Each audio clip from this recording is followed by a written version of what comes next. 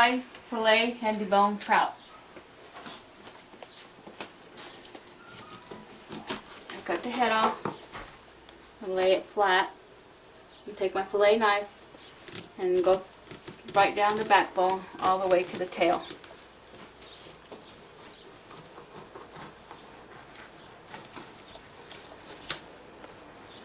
Lay one fillet down and get the other fillet. I always go ahead and just cut off the tail. And I get the bigger bone and I cut down, getting the big one off. It's pretty quick. That knife's sharp, isn't The it? smaller bones. So the smaller bones you're cutting out? Yeah, I'm cutting out the smaller bones.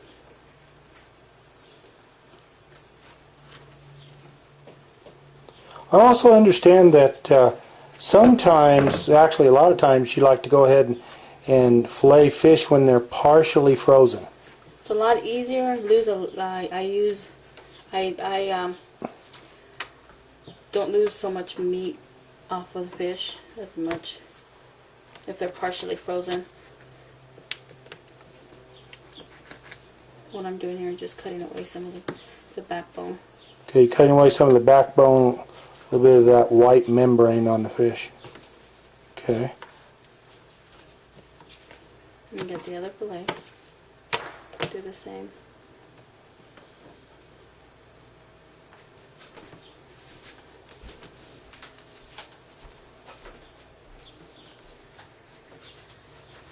Now that's all bone, right? Mm-hmm.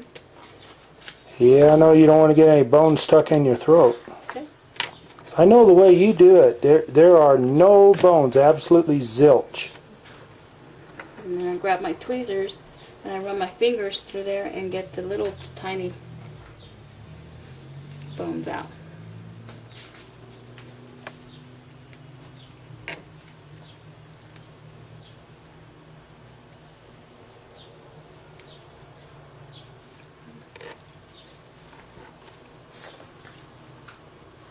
Now again, this here is quite a little bit easier if they're partially frozen. Pulling the bones out, right? Mm-hmm. Yeah, because the bones come out and then the meat stays together. It doesn't cling so hard to the bone. Right. Okay, that makes sense to me.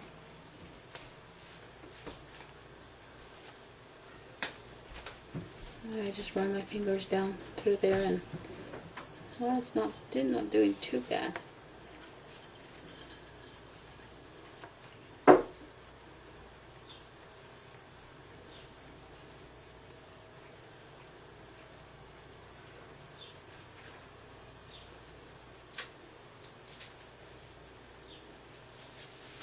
You got most of the bones out anyway, didn't you? Just cutting them.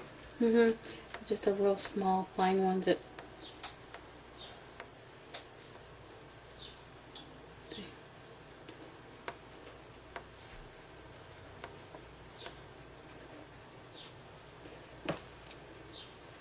And once you get the bigger bones, then you have there.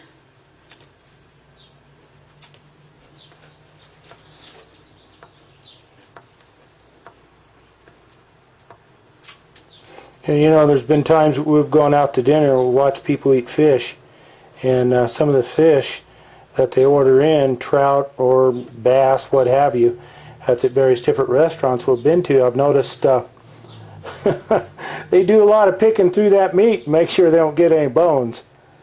I'd much rather eat a piece of fish that you cook, Patty, than any other fish I've seen out there offered up to people to consume.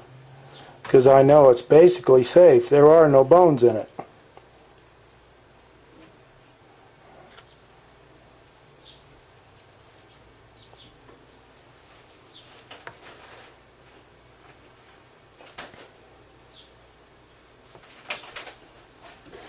It's done. Okay, so that one's done. Boy, that's quick. I'm going to do the other one. Didn't take long at all. The same on the other one. Take the bigger. And then again, once these are done, they're ready to go ahead and be rinsed off. soaked, battered, and fried, or baked, or whatever it is that you normally cook.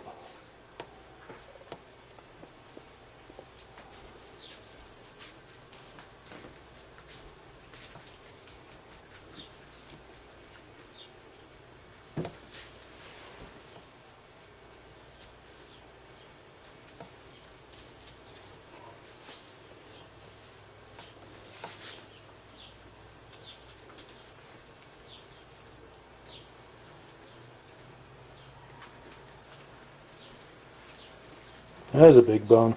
Well, that's great.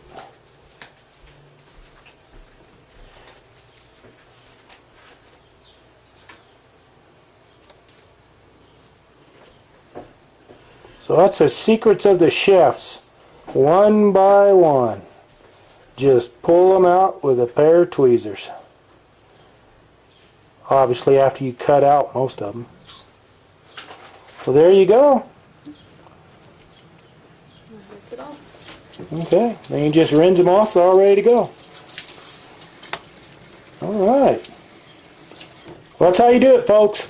You make them boneless, ready to go. Ready to cook. Again, you can use lemon juice, apple cider vinegar, or white distilled vinegar. Combined with water and a little bit of a soak for an hour or two to get any muddy flavor or taste out of the fish, depending upon what area of the country you're in. You can make them palatable. There you go.